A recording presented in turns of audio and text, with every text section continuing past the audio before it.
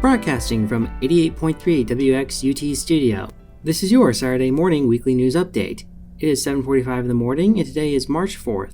Today is expected to be a high of 41 degrees and a low of 36 degrees. These stories were researched and reported by student journalists at UT 10 News. I'm Matthew Revilla and I'll be taking over for the rest of the season. Let's begin. Russian President Vladimir Putin continues Russia's invasion of Ukraine. On Thursday, Russia seized the key port city Kherson, the first major city to fall since the start of the war. Outside of Ukraine's capital, Kiev, a 40-mile-long Russian convoy stalled. The UN Refugee Agency has reported that 1 million refugees have fled Ukraine since the start of the war last Thursday. With these devastating events impacting the world, members of our local community wanted to know more. Two Toledo professors hosted a public forum on March 2nd, talking about their analysis of the invasion. Associate Professor of History Dr. Barry Jackish answered questions with the audience. UT 10's Trent Criosi gives us more. Night of questions, answers, and discussions Wednesday at the Toledo Lucas County Main Library. A number of my colleagues and I decided it would be a good idea to try to put some kind of community event together. And some members had a lot to ask, from the weapons, what effect is that going to have on nuclear proliferation? About the younger generation, how do we pat them on their little heads, to concerns about a third world war. If you think that we will get into a crisis like that. And one had more to say than others. So most of the things they say, it is true, but some perspectives they jump. However, for an audience member with family there, it hit home. I'm a little shaken up today. And with all the differing discussions, Dr. Jockish was happy with the turnout. I think maybe that might be an indication that there's some public awareness. And as Ukraine continues its battle, locals here say they're with Ukraine. Your freedom that is at stake as well as the Ukrainians. So get up there and kick some butt. With this call to action, support for Ukraine is rising on campus. A Toledo student from Ukraine studying law led an on-campus demonstration on March 3rd in support for her country. She has created a Facebook page with more information and other ways to help the Ukrainian people. Campus administrators want everyone to know mental health is important and help is available through the Employee Assistance Program for faculty, staff, and their family from the University Counseling Center for Students. You can find all these links and more information on ut10news.com. Now to our waterways and wildlife. Toledo researchers are warning against using too much de-icing salt to combat bad weather. Salt concentrations on our freshwater ecosystems are on the rise, and this is causing a decrease in the zooplankton population. Assistant professor in the College of Natural Sciences and Mathematics at UT, Dr. Bill Hinz, says this may have a detrimental effect on the wildlife. When you lose these zooplankton, you can get higher algal concentrations in the water. A reduction in water quality harms the animals in that environment.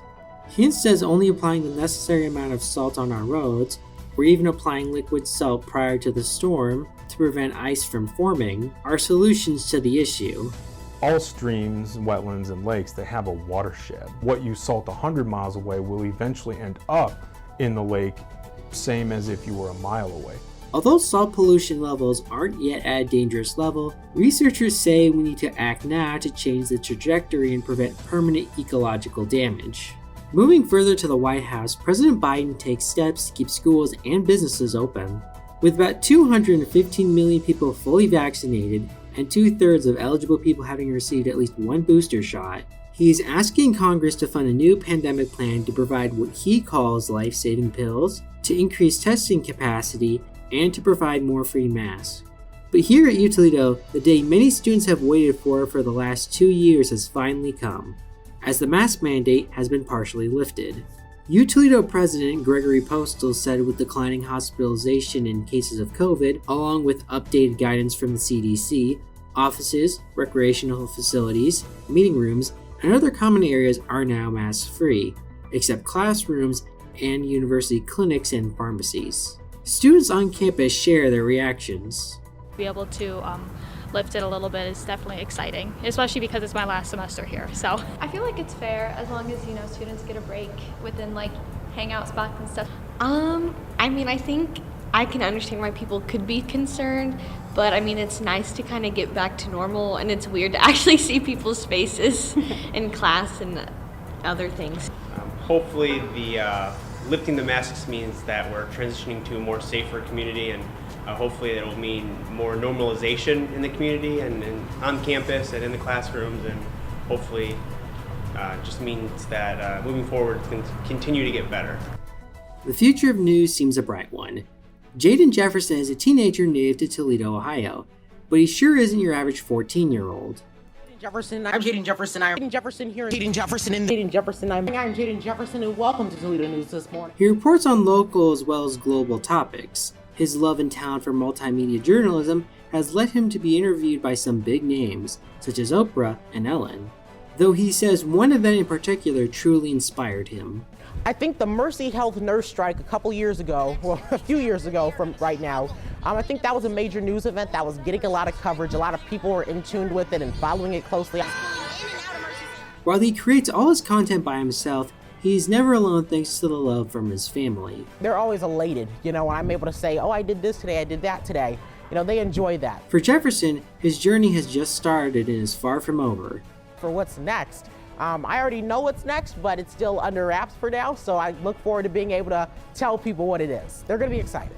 To see and learn more about Jefferson, you can visit a link on utnews.com. And now it's time for sports. We have more in a story we first brought you last week, but before that story, the Toledo men's basketball team went into their matchup last Saturday, February 26th, against Maumee University, with the hopes of making it 17 straight wins against the Redhawks. The Rockets came out of the gates hot, but they would begin to struggle offensively. In the meantime, the Redhawks would begin to catch fire, helping to give the Redhawks a 14-9 lead in the early game. The visiting team continued to take advantage of Toledo's struggles, and a three-pointer from Miami senior guard Mekhi Larry helped to give the Redhawks an 11-point lead with 5 minutes left before halftime. That would be their largest lead of the half. Toledo wouldn't quit though and would continue to push through to make a comeback. A layup from junior forward JT Shoemate helped the Rockets regain the lead with a minute and a half left, before Rockets sophomore forward Kamari Williams splashed down a counter three to give the lead back to Miami. A Seth Milliner three with 32 seconds left though gave the Rockets a 40-39 lead in the break. Redhawks came out of the break looking tired, and the Rockets were able to capitalize on this, getting out to an early 7-point lead at the start of the half, and they would not look back. The second half would pretty much be all Toledo. At the halfway mark in the second, Toledo led Miami 60-46. And that still wouldn't be enough for them, as they would go on to lead by as much as 19 points. The Rockets won by a final score of 88-73. After almost everything seemed to work for them in the second half, this helped Toledo inch closer to securing the number 1 spot in the MAC. Toledo sophomore guard Ryan Rollins helped to make his case for MAC Player of the Year, scoring 24 points while also snagging 8 rebounds in the contest. Both the men and women's Rockets teams will finish their regular seasons at home this weekend, with the men playing Bowling Green in the Battle of I-75 on Friday, March 4th, and the women playing on Saturday, March 5th against Western Michigan, where both teams hope to cut down the net and come home with a MAC championship. Last week we brought you news that the University of Toledo has hired someone to lead the future of Rocket athletics. Almost directly after last week's show, the university held a press conference introducing Brian Blair, the next vice president and director of athletics. After holding the position for 20 years, Mike O'Brien is retiring as the athletic director of the University of Toledo in the spring. In his place in making the trip from Washington to Ohio, Brian Blair was introduced last Thursday, February 24th. Blair does have a law degree from the University of South Carolina. However, he still got to experience being a college athlete with Wofford College, where he was captain of the football team. The new athletic director is hoping he can apply some of those lessons he learned while playing at Wofford to his new position. I want to run beside every one of my teammates and push us to be more than we even think is possible. In Toledo, I found an athletic department achieving at a high rate and filled with talented people who want to do more. In Toledo, I found a president and a campus that believe in the power of sport. In Toledo, I found a thriving city where I can raise my kids. In Toledo, I found my perfect fit. Even though he does not assume the role until May 1st, Blair still laid his vision for what he hopes to accomplish at UT. My vision at a high level is to go from good to great. I want to see this athletic department has done so much from an academic standpoint, from an athletic standpoint, from a community standpoint, take that next step Blair is hoping that Toledo will be viewed as a premier athletic department out of the group of 5 schools, and believes that it is going to take teamwork to figure out what is needed to get to that point. And that's it for this week, and thank you for joining us today. For more news, make sure to tune in every Saturday at 7:45 a.m., and you can catch UT10 live every Thursday at noon, or watch it on WGTE Public Media Fridays at 6:30 p.m. For 88.3 FM WXUT, I am Matthew Revilla. Have a great day.